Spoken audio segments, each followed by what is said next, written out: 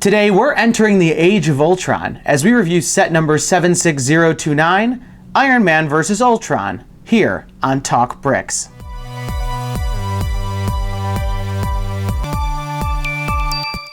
Hello and welcome back for another episode of TalkBricks. Michael here, and I'm so excited to be reviewing set number 76029, Iron Man vs. Ultron.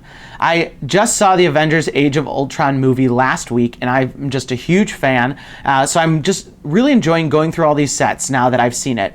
And this set is the smallest and most affordable of the line at only 92 pieces and only $9.99. So really a good value, and we're going to go into all the specifics. But to kick it off, let's go through everyone's favorite part, the minifigures. Here we have the Mark 45 armor of Iron Man, and this is just jam-packed with tons of great and interesting details. From the torso print, we can see the arc reactor, as well as all the different layering with the gold, gray, and black outlinings. But there also are some bright red in it, and I really like that, and you can see that towards the center as it continues onto the legs.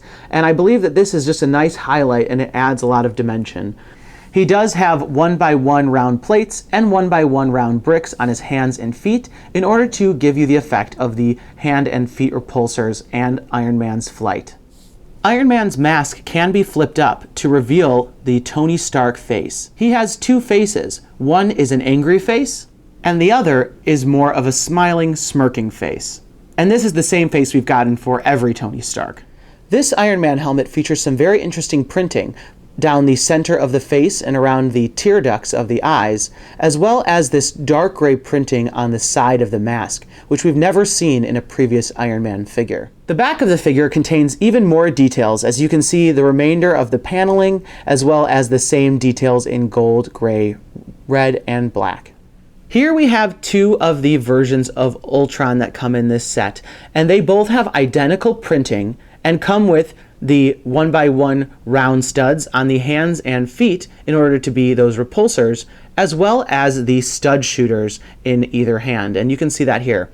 These stud shooters can fire the 1x1 round plate simply by pressing on the top gray button. The faces and torsos feature these glowing blue sections, which really add to this ominous feel, but also show some of the inner workings of how Ultron works. There are so many great details to love, with all of the intricate printing, the black outlining, and the nice silver paint that continues from the torso onto the legs. Now we can see the back of the two Ultron soldiers, and they have a lot more of that blue highlighting, and there's even printing around the back of the head.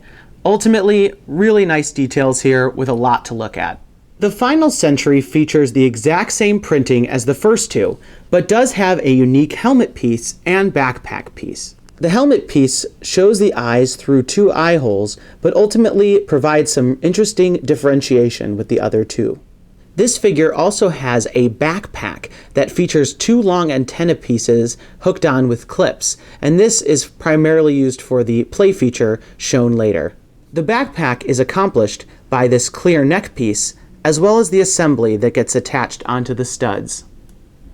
When we're done with the minifigures, we'll have to place them back into their places into the set to create the full vehicle.